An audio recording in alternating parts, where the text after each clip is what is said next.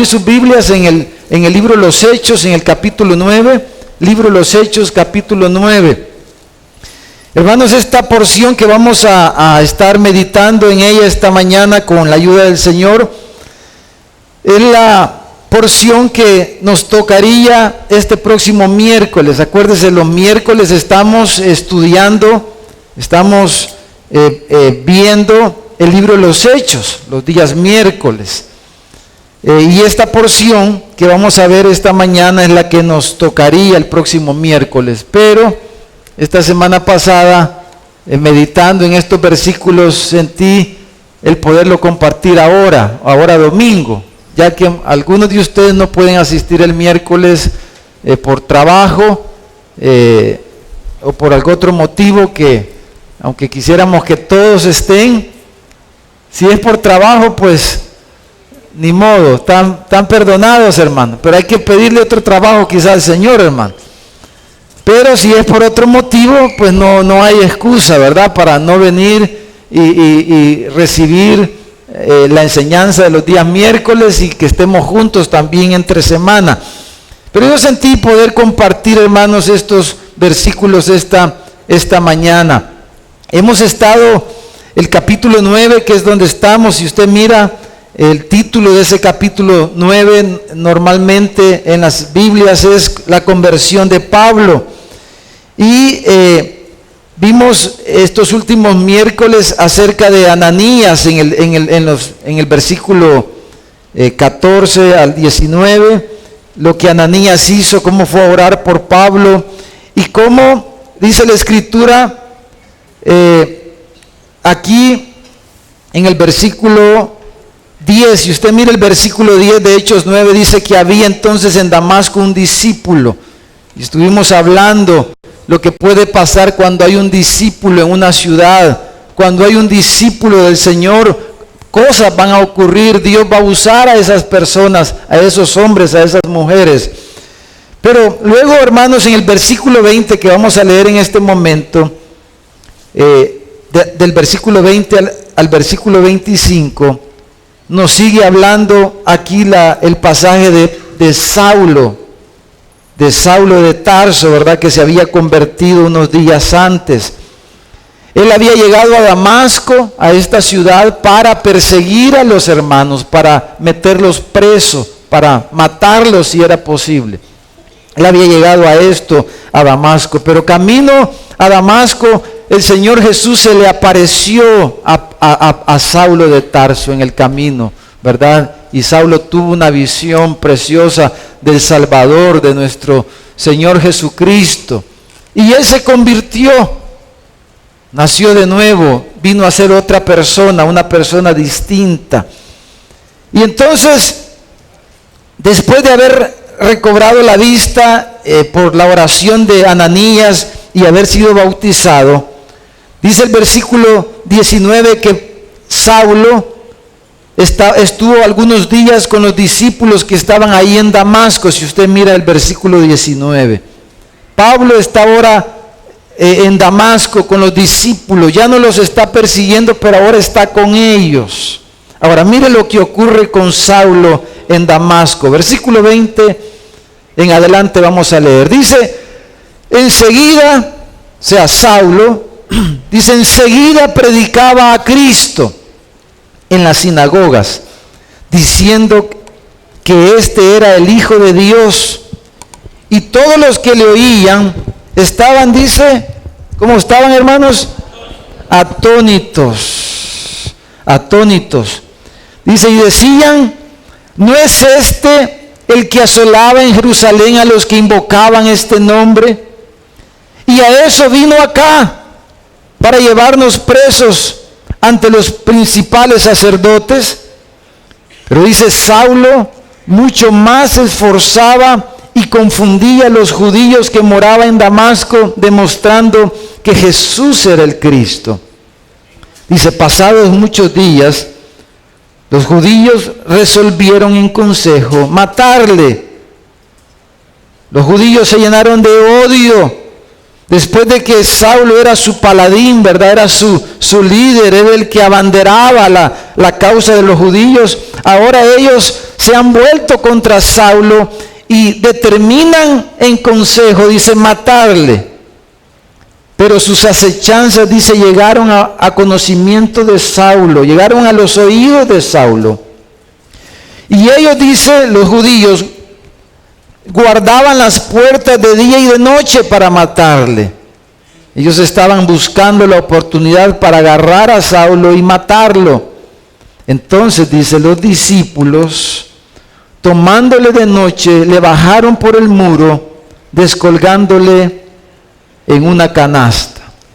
Entonces, hermanos, queremos ver en estos versículos, porque estos versículos nos describen a Saulo, ya no Saulo el perseguidor de la iglesia, ya Saulo ya no es el que perseguía a los hermanos, ya Saulo no es el que defendía supuestamente la religión judía y el nombre de Dios. Ahora Saulo es que, hermanos, un discípulo. Saulo se ha convertido en un discípulo. Ya Saulo es ahora un discípulo, ahora Saulo está con los discípulos. ¿Y por qué está Saulo con los discípulos, hermano? Porque él es un discípulo. ¿Con quiénes andan los gatos, hermano? Con los gatos. Y el que anda con gato, ¿a qué aprende, hermano? A magullar, dice. Los perritos, ¿con quiénes andan, hermano? ¿No ha visto un perrito con la ranita ahí, ¿verdad? En el charco? No, ¿verdad? Porque un perrito anda con los perritos, porque es un perrito. Y el que anda entre perritos, ¿a qué aprende, hermano? A ladrar, aprende un perrito. Entonces Saulo ahora es un discípulo y por eso él está con los discípulos. Ahora, queremos ver en estos versículos algunas características de Saulo como discípulo, y por eso le vamos a llamar a este mensaje la anatomía de los discípulos, la anatomía de los discípulos. Yo sé, para los hermanos médicos ellos nos pueden dar una explicación aquí amplia de lo que es una anatomía. No es una palabra muy común, no es una palabra que usemos, pero leyendo estos versículos, no sé por qué me vino esa palabra a la mente. Pero buscando en el diccionario, hermanos, la palabra anatomía, aunque no la usamos y quizás no es una palabra que está en nuestro lenguaje diario, cotidiano, pero es algo que nosotros usamos todos los días prácticamente.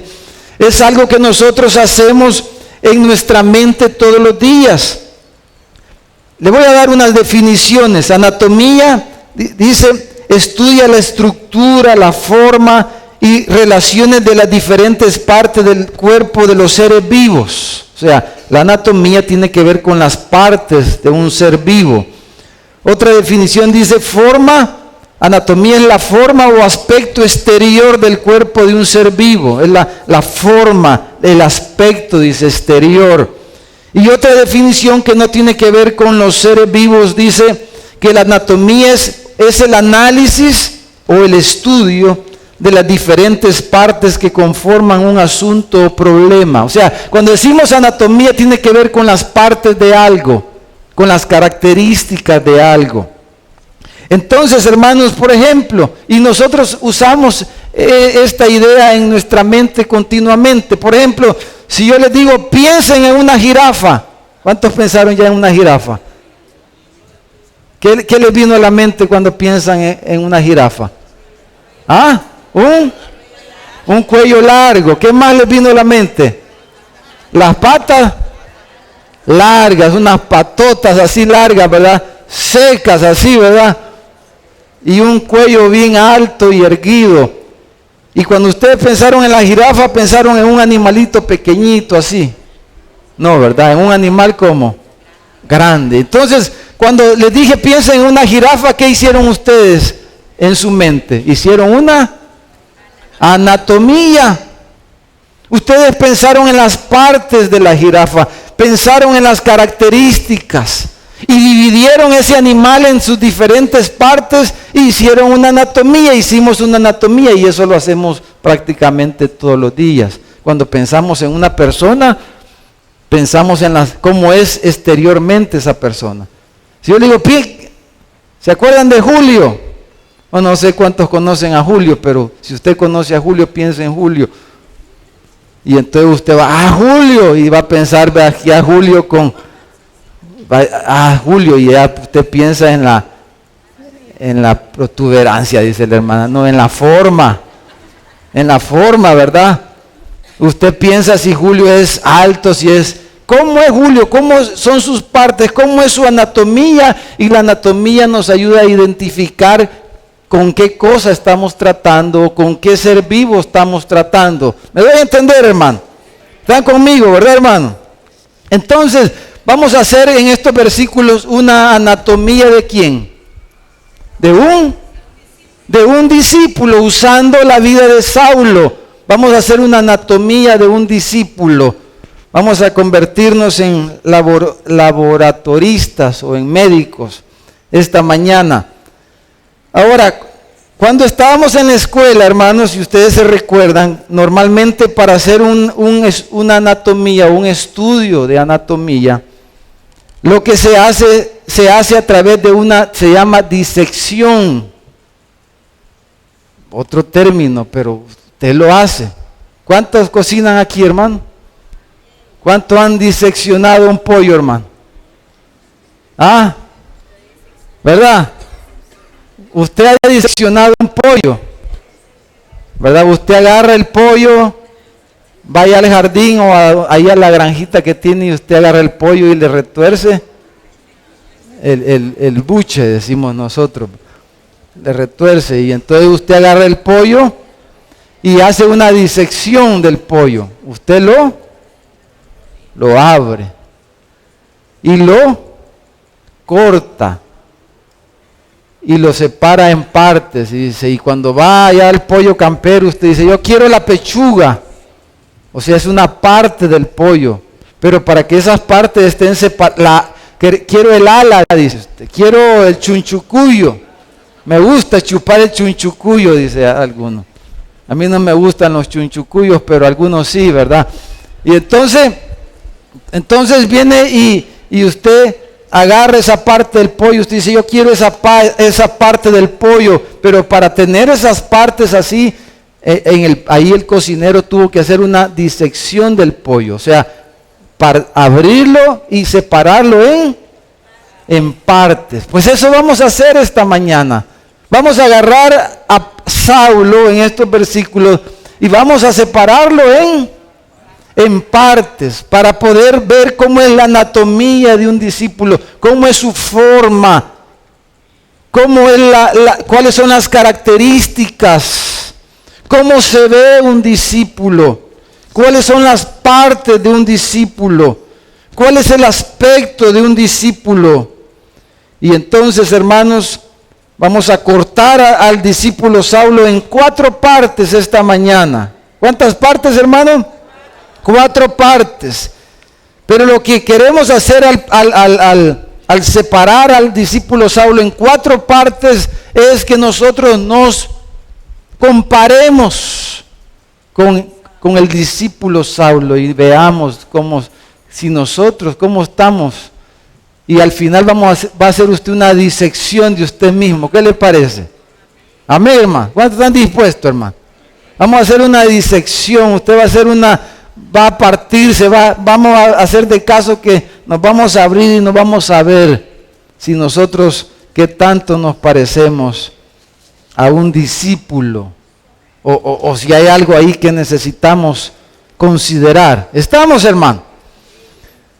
¿Cuántos estando en el colegio, en la escuela, cuántos en la escuela, hermanos, alguna vez usted hizo una disección de una rana? Eso es lo clásico, ¿verdad? Yo hice una vez, más de alguna vez quizá, una disección, ¿verdad? Me dejaron de tarea conseguir una ranita y la llevé, ¿verdad? Y con un bisturí en el laboratorio, le abrimos la panza a la ranita. ¿Cuánto hicieron eso, hermano? Y entonces le separamos en partes. Entonces, de eso se trata. Entonces, mire, número 1, 4 partes. La primera parte está en el versículo 20. ¿qué comienza diciendo el versículo 20, hermano? Dice que enseguida. ¿Qué hacía Saulo enseguida? Dice, predicaba a Cristo en las sinagogas. Dice que Saulo enseguida. Yo no sé si a Saulo le dijeron tenés que, porque dice que inmediatamente quiere decir. O sea, inmediatamente después de convertirse en un discípulo de Jesús, inmediatamente después de conocer al Salvador, inmediatamente después de tener ese encuentro con el Salvador, inmediatamente dice que predicaba a Cristo. Yo no sé si a Saulo le dijeron los demás discípulos tenés que ir al curso de discipulado, hice el lunes próximo, on the Red Box. Tenés que ir, oí Saulo. Yo no sé si le dijeron los discípulos a Saulo, tenés que ir a recibir el curso de evangelismo, tenés que evangelizar, Saulo. Tenés que hacerlo. Yo no sé si yo creo que no. Pero ¿por qué? Dice la escritura aquí que inmediatamente, que enseguida Saulo lo vemos predicando en las sinagogas. ¿Por qué vemos a Saulo inmediatamente predicando? Porque ese es algo, dijéramos que es parte de la nueva naturaleza que recibe una persona cuando se convierte a Jesucristo. Es parte del ADN de un creyente, es parte del ADN de un nacido de nuevo. Tiene esa inclinación, tiene ese impulso, dijéramos, natural. La nueva naturaleza que hay en él lo impulsa a testificar. Entonces, un discípulo es alguien, esa naturaleza o esa anatomía es testificadora, pudiéramos decir. Vemos a Saulo inmediatamente convirtiéndose en un testigo, en un testigo del Salvador. ¿Por qué? Porque él había visto al Salvador.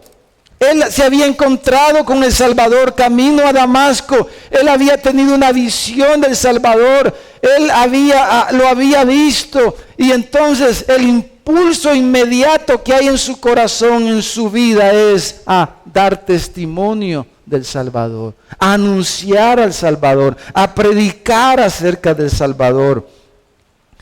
Y es precisamente lo que Jesús le dijo a sus discípulos en Hechos 1:8, ¿verdad? Jesús le dijo a sus discípulos, a todos sus discípulos, Él les dijo, ustedes van a ser mis testigos. ¿Por qué? Porque no puede haber un discípulo de Jesús que no sea alguien que sea activo en dar testimonio. Un discípulo de Jesús quiere contarle a otros acerca de su Salvador. Me van a ser testigos, les dijo, en Jerusalén, en toda Judea, en Samaria y hasta lo último de la tierra. Ustedes van a ser mis testigos. Lucas dice, citando esto mismo, dice, vosotros sois mis testigos. Vosotros sois testigos de estas cosas, de todo lo que ha ocurrido, de lo que ha pasado con Jesús. Ustedes son testigos, dice Lucas. Ustedes son testigos de estas cosas. Y aquí dijo Jesús, les voy a enviar la promesa de mi Padre, les voy a enviar al Espíritu Santo y ustedes van a recibir poder para poder ser los testigos que deben de ser. ¿Testigos de qué? Testigos del Evangelio. Los discípulos no pueden contener estas noticias maravillosas, estas buenas nuevas. Ellos quieren contárselo a otros, ellos quieren que otros sepan. Entonces, la anatomía de un discípulo es, dijéramos, testificadora. Ustedes van a encontrar a un discípulo de alguna manera, de una o de otra forma, testificando, contando acerca de su Salvador. Esta es una característica. Miren lo que dice la carta a los Hebreos capítulo 12, si me acompañan. Hebreos capítulo 12. Porque hermanos, así como ellos, como los apóstoles y otros muchos fueron testigos, nosotros también somos llamados a ser testigos. Somos llamados por Dios para ser sus testigos en todo tiempo y en este tiempo que Él en el cual nos ha llamado. No importa dónde estemos, no importa en qué lugar estemos. Cada creyente, cada uno de aquellos que han sido llamados por el Salvador, que vienen a ser discípulos de Él, se han de convertir en testigos, en testificadores de quién es el Salvador, de quién es el Señor. Esta es parte de la naturaleza de un discípulo. Pablo dice, Saulo ahora está en Damasco e inmediatamente, enseguida, está testificando, contando. Y ustedes pueden ver en el libro de los Hechos, por lo menos hay 2 ocasiones en lo que resta del libro de los Hechos donde vemos a Saulo, a Pablo, delante de personas, testificando de lo que le ocurrió camino a Damasco, de cómo su Salvador lo llamó, de cómo fue ese momento, cómo fue ese día, quién era él. Pablo le escribe a Timoteo y dice, habiendo sido antes blasfemo, perseguidor, injuriador, fui recibido a misericordia, dice Pablo. Pablo siempre tenía en mente quién él había sido y quién era ahora en Jesús. Él era un discípulo y como discípulo él estaba siempre testificando. Hebreos capítulo 12, versículo 1, dice, por tanto nosotros también, dice, teniendo en derredor nuestro tan grande nube de testigos. Entonces, ¿qué está hablando el escritor a los hebreos, hermano? ¿Por qué dice, por tanto nosotros también? ¿Con quiénes nos está comparando ahí versículo 1? ¿Alguien me puede decir? ¿Con quién está comparando el escritor a los hebreos a los que iban a leer la carta que él estaba enviando? Los está comparando con los que él ha hablado en el capítulo anterior, en el capítulo 11. ¿Cómo se le llama el capítulo 11 de la carta a los hebreos, hermano? La galería de la fe le llaman algunos. ¿Por qué? Porque hay hombres, mujeres de diferentes épocas que dice que por la fe alcanzaron buen testimonio. El testimonio, el dar testimonio está relacionado con la vida de los discípulos, está íntimamente relacionado, no se puede separar. Así como los pollos tienen alas, y si no tiene ala, pues no es pollo, hermano. Si una persona no tiene entonces, pues no es un discípulo quizás.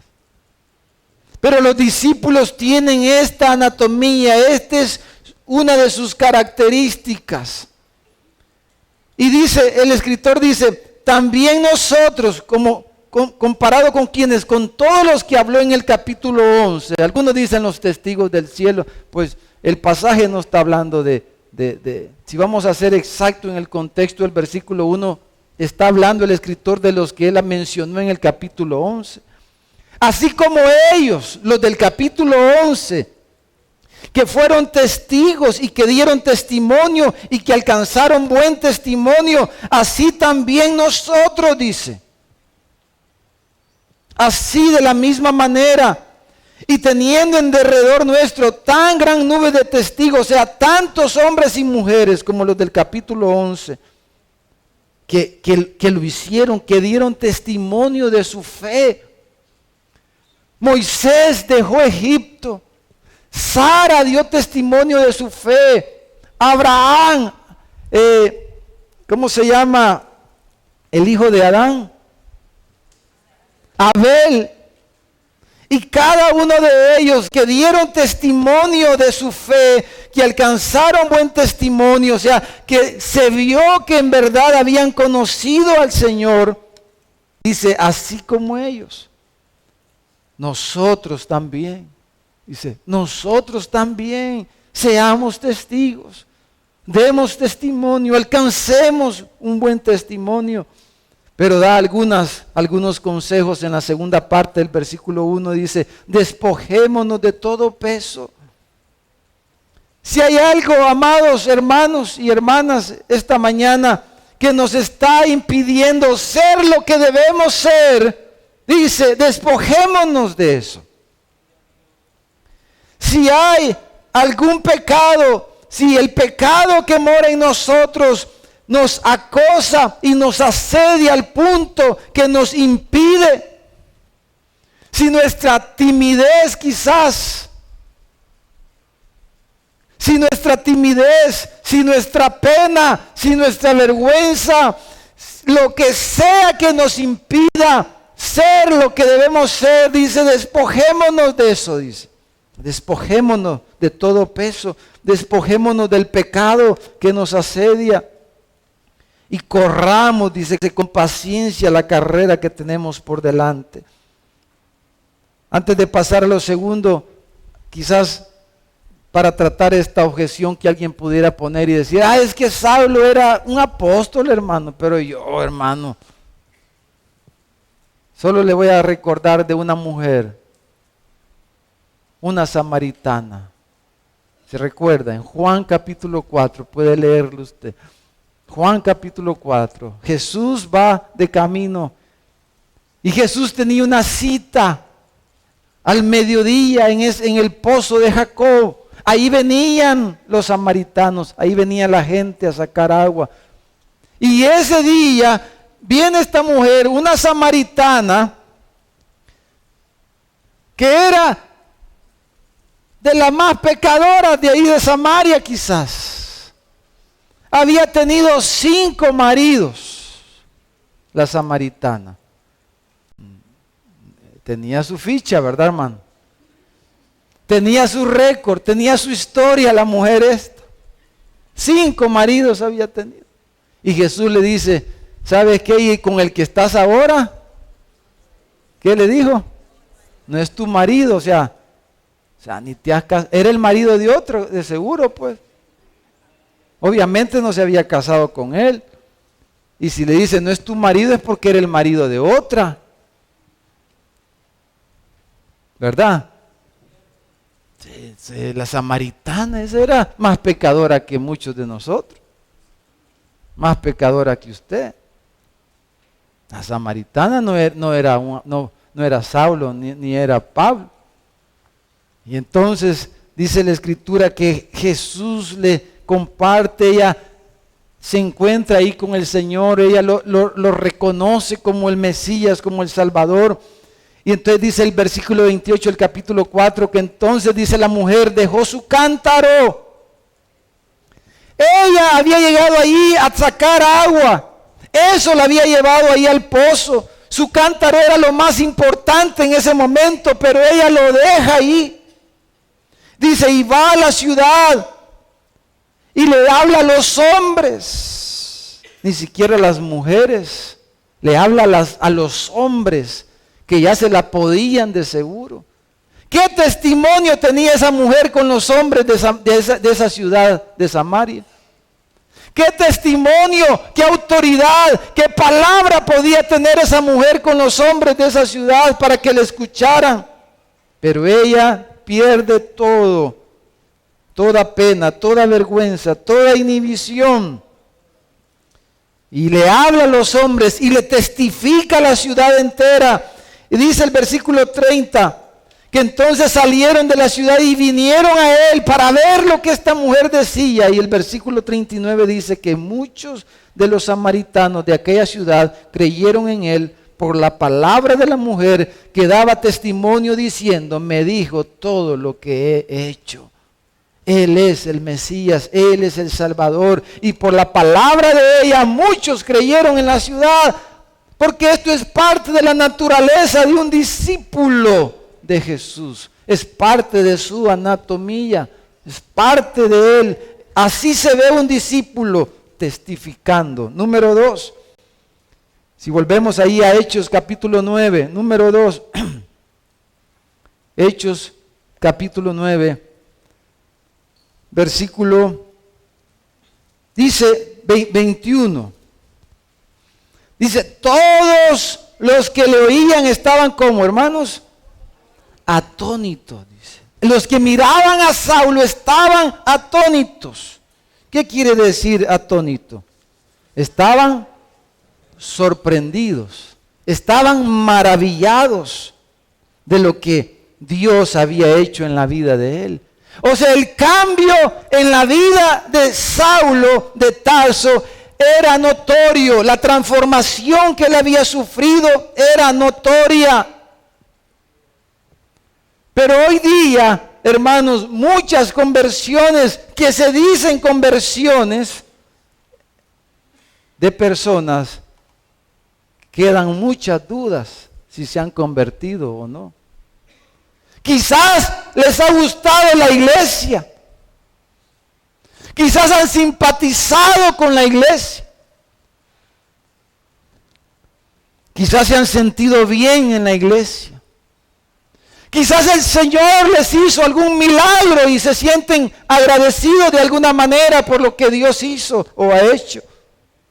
Pero no se han convertido en sus corazones. Y esa conversión, como no ha ocurrido, nadie se admira de lo que ha ocurrido en la vida de esa persona, de ese hombre o de esa mujer. Pero dice que de Saulo la gente estaba atónita, estaba maravillada. Porque la anatomía de los discípulos es impactante, hermano. Un discípulo siempre va a impactar de alguna manera. No importa quién sea, de dónde venga, qué profesión tenga, cuál es su estado civil o cuál es su estatus social. No importa, un discípulo va a impactar siempre porque va a ser notorio el cambio en aquellos que lo conocen, a ese discípulo, a ese hombre, a esa mujer. El cambio que esa vida experimenta cuando conoce al Salvador va a ser notorio a todos y la gente se va a asombrar. Me viene a la mente mi querido hermano Freddy. Ustedes saben, casi todos nosotros conocemos al pastor Freddy, ¿verdad? Que está allá en Nicaragua. Uno cuando lo ve al hermano Freddy, yo pienso en un hombre manso, ¿verdad? Un hombre manso, tranquilo. Pero si usted platica con la hermana Elcita, ¿cuántas penqueadas le dio el hermano Freddy? Menos mal que en aquel entonces no existían estas leyes que las protegen a las mujeres, ¿verdad, hermano? Si no, el hermano Freddy ahí estuviera en apanteo bien trabado quizás. Pero según la hermana Elcita cuenta, el hermano Freddy la penqueó un montón de veces, hermano. Un montón. ¿Y saben, se acuerdan cómo le decían de apodo al hermano Freddy? Café amargo, le decían. Bueno, a algunos les gusta el café amargo, ¿verdad? A la hermana Elcita le gustaba el café amargo. Pero hermano, cuando Él viene a nuestra vida, o sea, el cambio que Él hace, hermano. La vida de Saulo había dado un giro de 180 grados. Al punto que dice el versículo 21 que ellos se preguntaban y decían, mire lo que dice. Decían, ¿no es este el que asolaba en Jerusalén a los que invocaban este nombre? Y para eso vino acá, para llevarlos presos ante los principales sacerdotes.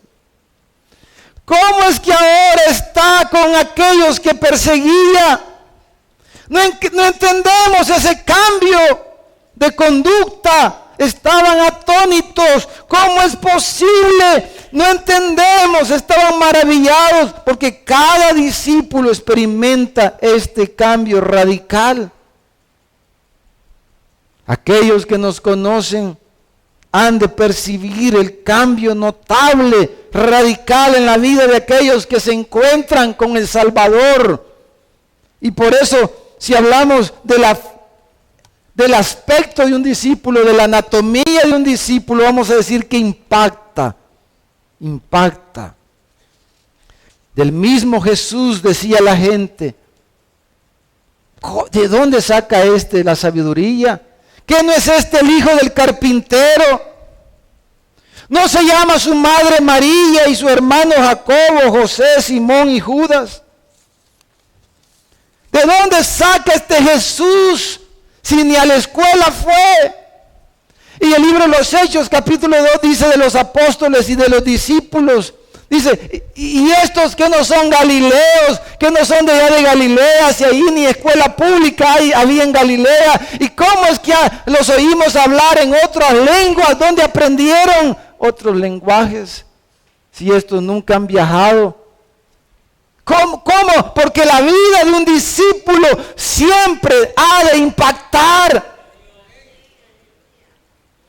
La vida de un discípulo de Cristo siempre va a impactar a los que le rodean. Porque la gente va a percibir el cambio. Pero el problema hoy día, hermanos, es que hay tanta gente en la iglesia evangélica que como que no se ha convertido. La iglesia no impacta para nada. Porque la iglesia no está llena de discípulos. La iglesia evangélica. La iglesia está llena de simpatizantes de Cristo, no de discípulos de Cristo. Ese es el problema que tenemos hoy.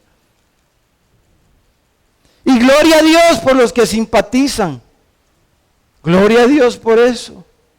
Pero estamos hablando de un discípulo, de cómo es un discípulo, de cuál es su apariencia, cuáles son sus características. Y si tratáramos de dividirlo en partes a un discípulo, encontraríamos, número 1, dijimos, que es alguien que testifica, que es alguien que impacta. Y número 3, mire, versículo 22. Dice, cuando la gente se estaba confundida, dice que Saulo mucho más se esforzaba. Esa palabra, hermanos, esforzarse, tiene que ver con una alta capacidad para trabajar. Pero estamos hablando aquí de trabajar para la misión de Cristo, para el reino de Dios. Hay gente que, claro, es muy buena para trabajar. Bueno, antes se decía que los salvadoreños eran muy buenos para trabajar. Hoy como que estamos perdiendo aún eso, ¿verdad, hermano? Pero hay gente que es buena para trabajar. Pero aquí estamos hablando de trabajar para la causa de Cristo. Amén, hermano. Trabajar para el reino de Cristo, para el reino de Dios. Y dice que él se esforzaba. Quiere decir que sacaba fuerzas, que se hacía más fuerte, que sacaba fuerzas adicionales a las que tenía. Quiere decir la palabra se esforzaba. O sea que hacía un esfuerzo extra. Y un discípulo, hermano, si vemos su anatomía, pudiéramos decir que es un discípulo es fuerte y resistente para el trabajo de la obra de Cristo. Un discípulo es alguien que se dedica a la obra del Señor. No puede estar fuera de ella.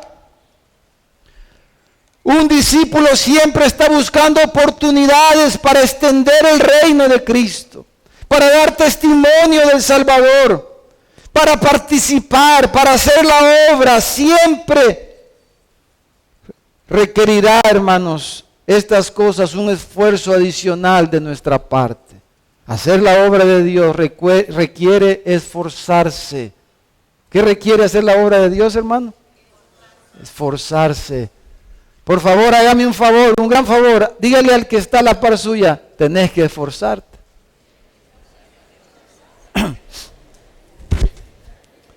Tenés que esforzarte, marito.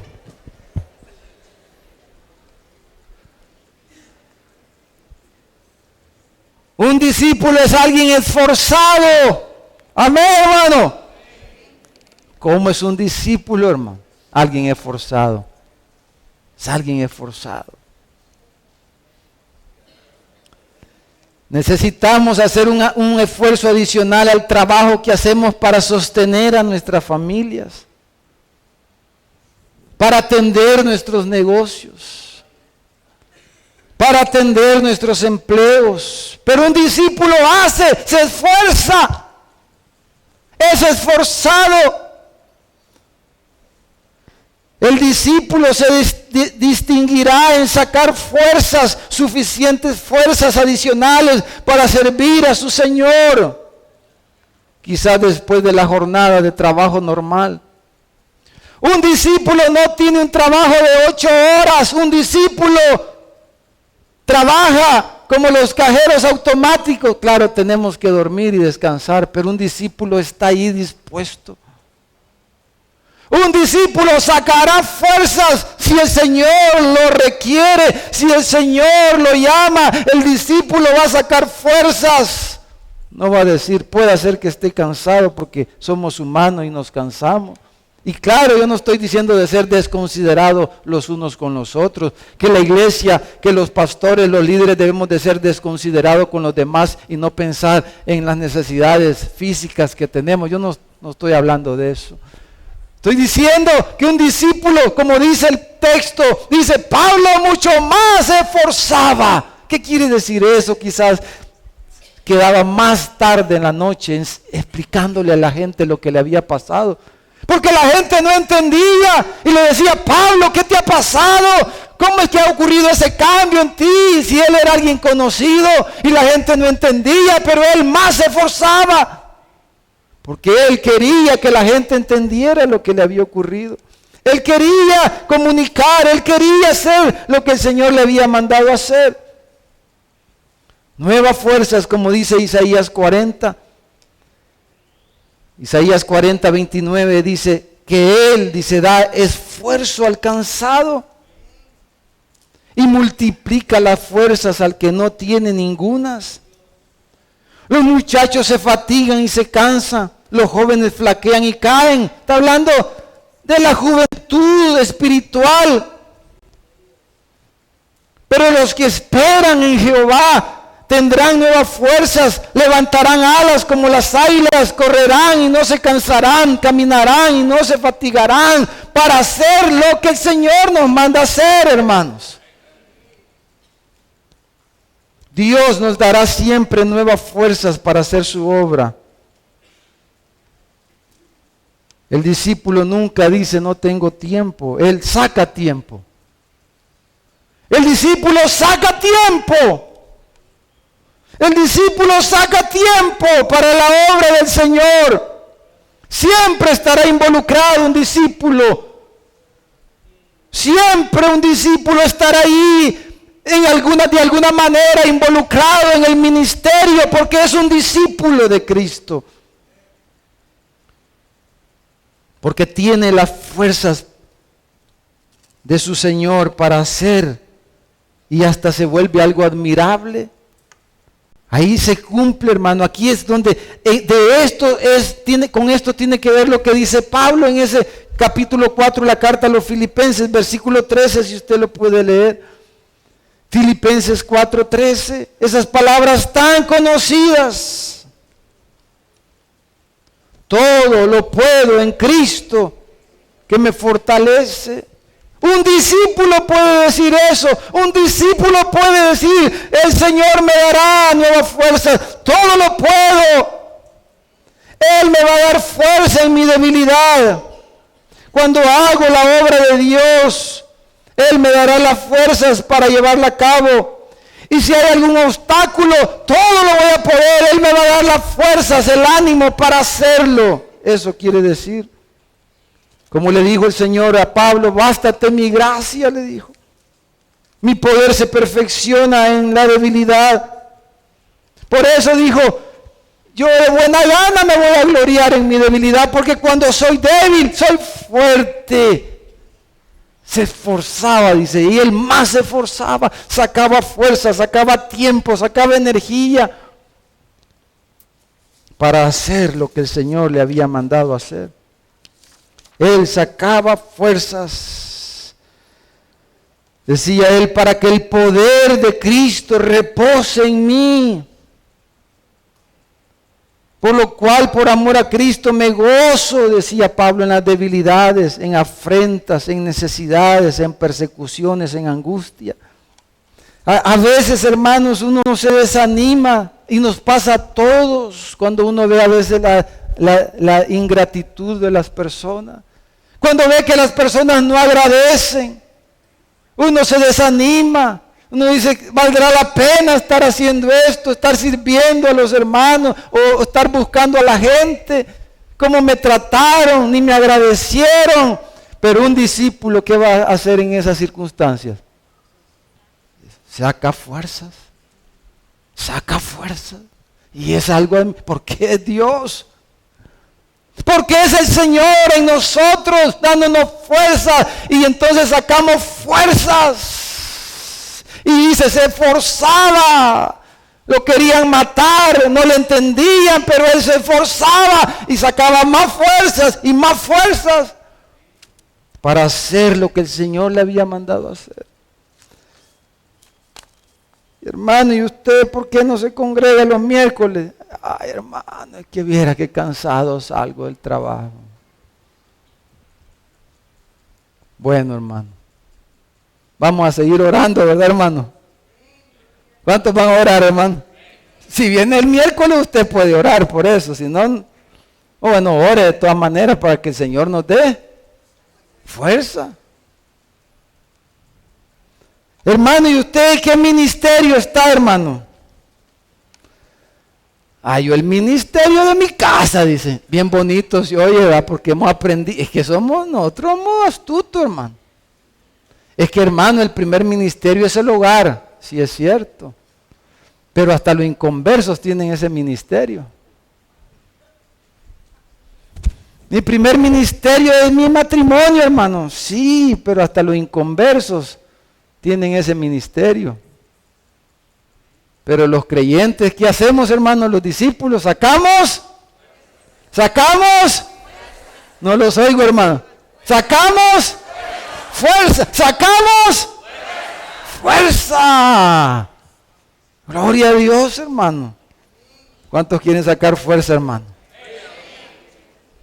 Hay algunos que estamos cansados, pero el Señor le quiere dar fuerza a usted. Y hoy vamos a orar para que el Señor nos dé fuerza a cada uno de nosotros. Que el Señor nos haga una iglesia esforzada, hermano. En todo. Saca fuerzas. En todos los aspectos. Energía, tiempo, recursos. Vamos a esforzarnos para hacer la obra de Dios. Vamos a esforzarnos. Vamos a trabajar. Ya cuando venga el Señor vamos a descansar, hermano. Ahorita es tiempo de trabajar. Hay que dormir lo suficiente. Hay algunos que, gloria a Dios, yo quisiera ser así, hermano. Hay personas que con 4 horas que duermen, ¿verdad? Ya se amanecen como que son lechuguitas, ¿verdad, hermano? Bien fresco, 4 horas. Recuerdo haber oído un pastor que lo estaban entrevistando y dijo, ¿y usted cuántos libros se lee? Como 5 por semana, dijo. Y entonces, ¿y cómo hace? Entonces ya compartió, ¿verdad? Que como 3 horas, dijo él que dormía y que entonces toda la noche le pasa leyendo. Así sí, hermano. Pero si yo hago eso una semana, me van a enterrar allá al Santa Isabel, hermano. Algunos necesitamos por lo menos 6 horas, ¿verdad? Si no, andamos ahí tiemblan ustedes cuando se han desvelado, hermano. Andamos, pero mire, uno se tiene que esforzarse. Tiene que tomar vitamina, ginseng. Hay que de alguna forma, hermano.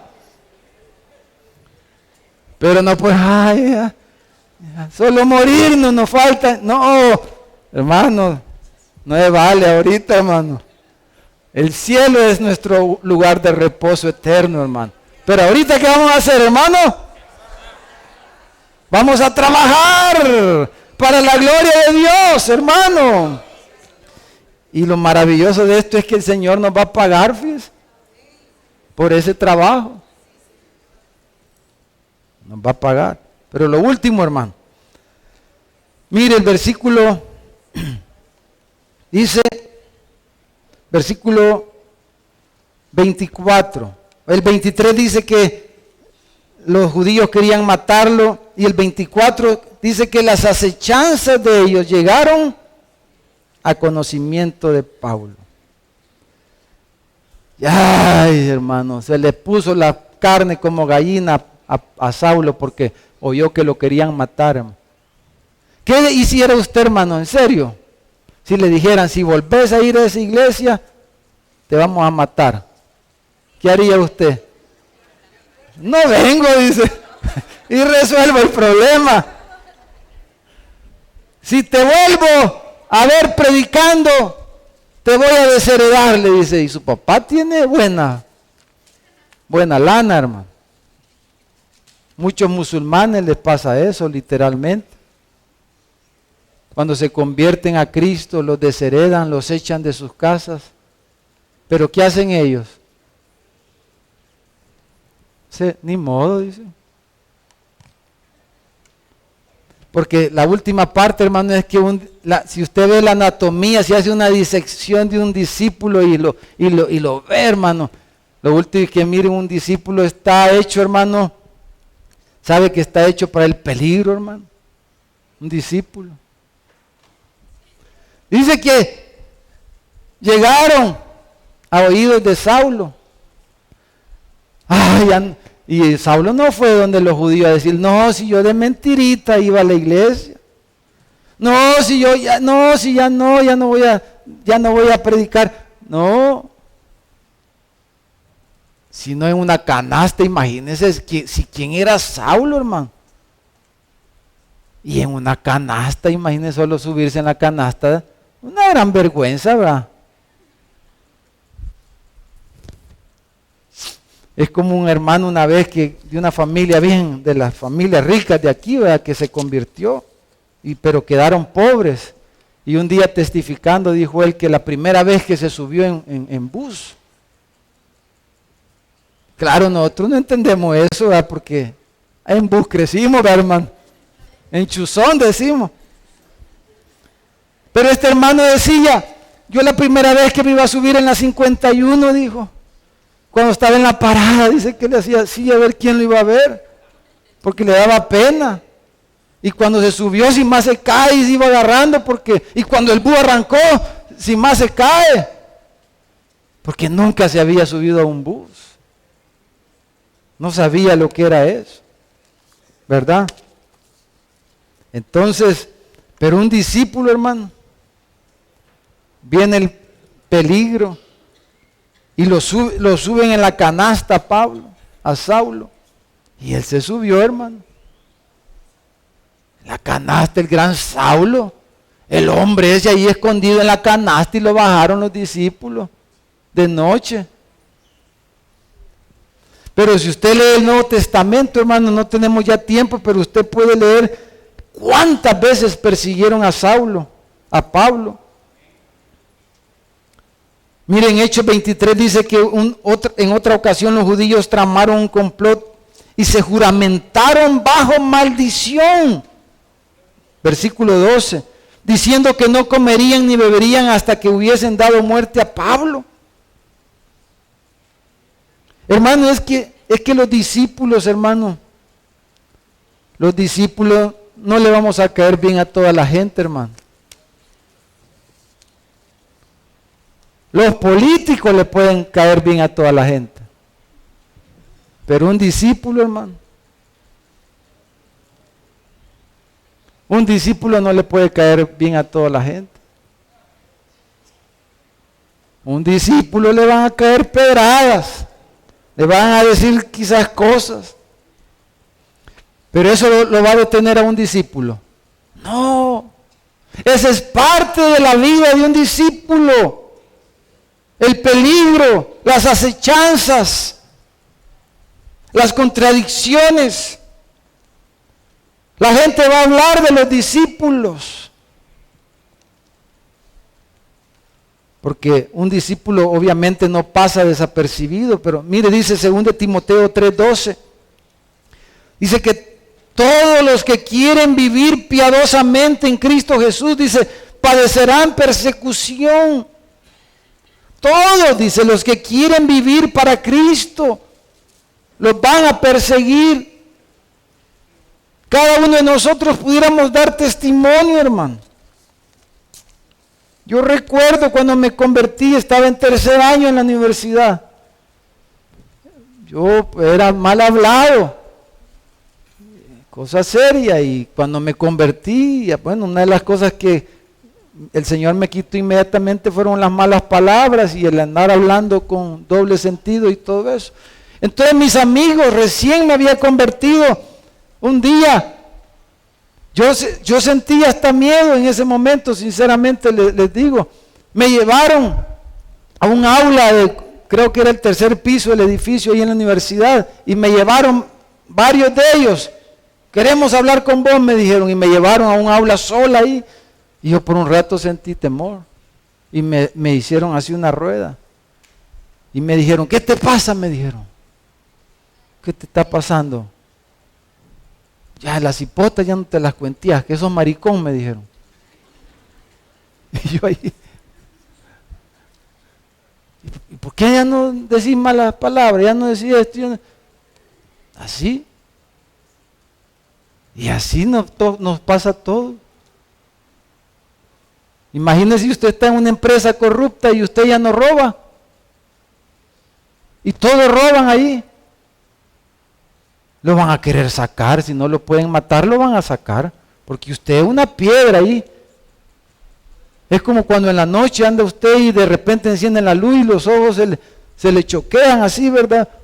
Y un buen testimonio es repugnante a las personas que no conocen al Señor. Porque les está señalando su pecado, les está diciendo que están mal. Y entonces van a haber acechanzas, van a haber peligros, van a haber amenazas, van a haber situaciones. Como dijo Jesús, que el mundo nos iba a odiar. Jesús dijo a sus discípulos, estas cosas les he hablado para que en mí tengan paz. En el mundo no van a tener paz, en el mundo van a tener aflicción, pero en mí pueden tener paz. Pero confiad, yo he vencido al mundo. Si al árbol verde le hicieron estas cosas, ¿qué no le harán al seco? Le dijo Jesús a sus discípulos.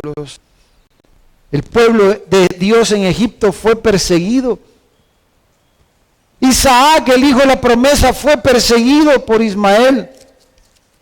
El diablo nos odia, el diablo odia a la iglesia. El diablo, dice Pedro, que anda como león rugiente buscando a quien devorar.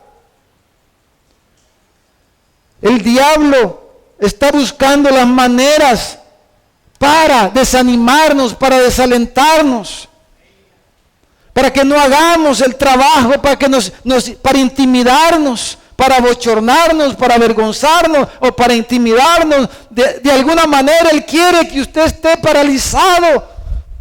A veces nos muestra el pecado de otros, los errores de la iglesia, los errores de los líderes, los errores de nuestros padres, los errores aquí, los errores allá, para desanimarnos, para desalentarnos. Y el diablo, hermano, está constantemente acechando y buscando a quien devorar.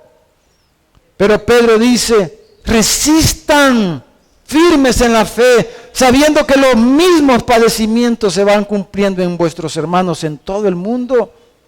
Pero el Dios de toda gracia, que nos llamó a su gloria eterna en Jesucristo, después que hayáis padecido un poco de tiempo, Él mismo, dice, los va a perfeccionar, afirmar, fortalecer y establecer. A Él sea la gloria por los siglos de los siglos. Leamos Apocalipsis 12:11 para concluir mientras pasan los hermanos músicos y pasan, por favor. Apocalipsis capítulo 12. Terminemos leyendo aquí. Hermanos, un discípulo está hecho para enfrentar el peligro, las amenazas. Un discípulo está hecho para la guerra. Un discípulo, el Señor le va a dar valor, le va a dar valentía. Y las persecuciones, las burlas, las contradicciones y todas esas cosas no va a detener a los discípulos, no los va a desanimar. Ellos se van a esforzar. Ellos van a avanzar en el nombre del Señor.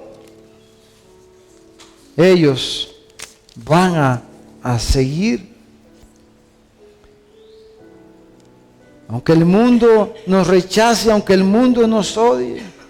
Imagínense, ustedes, bueno, en el segundo culto el domingo pasado, el hermano Ron, ¿verdad? El pastor Ron de GHO que estuvo con nosotros, creo que en el primer culto no lo mencionó, pero en el segundo culto, él comenzó el mismo mensaje, pero él comenzó diciendo esto, con lágrimas en sus ojos.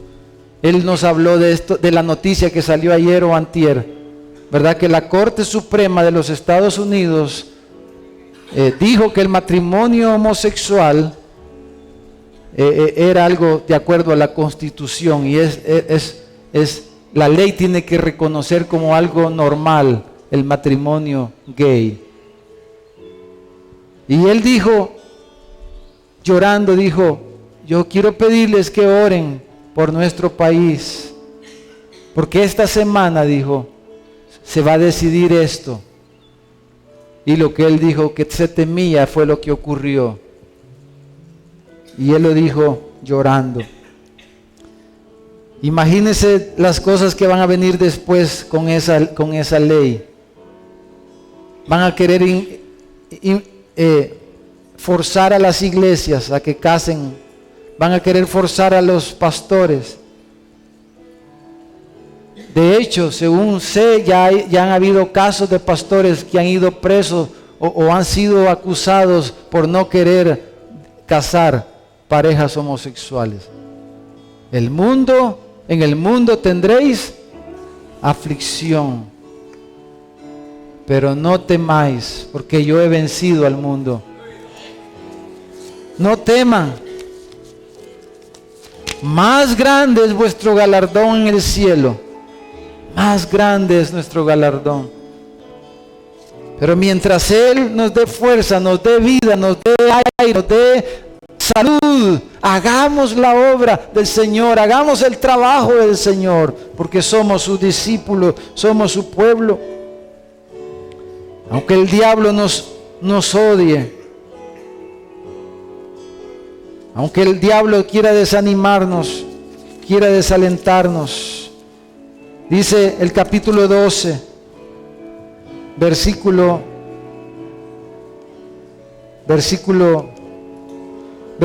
10, dice, entonces oí una gran voz en el cielo que decía, ahora ha venido la salvación, el poder y el reino de nuestro Dios y la autoridad de su Cristo. Está hablando de la ascensión de Cristo. Cuando Cristo, después de la resurrección, le fue dado toda autoridad, dijo, me ha sido dada en los cielos y en la tierra. Y él dijo, consumado es, la salvación se consumó en la cruz y en la resurrección.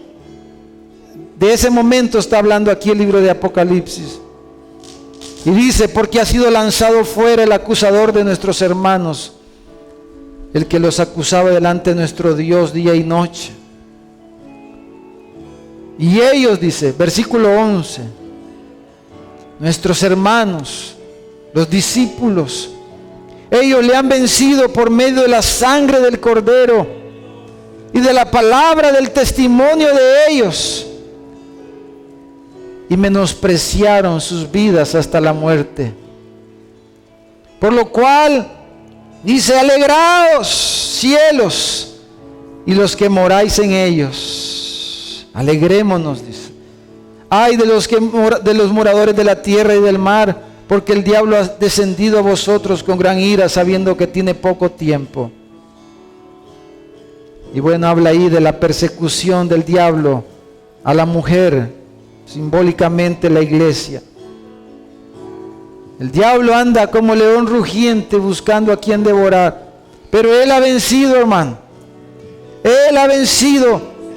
Y dice que ellos le vencieron por la sangre del Cordero, por la palabra del testimonio de ellos. Y si es necesario, aún menosprecian sus vidas hasta la muerte. Un discípulo está hecho para el peligro. Vamos a orar.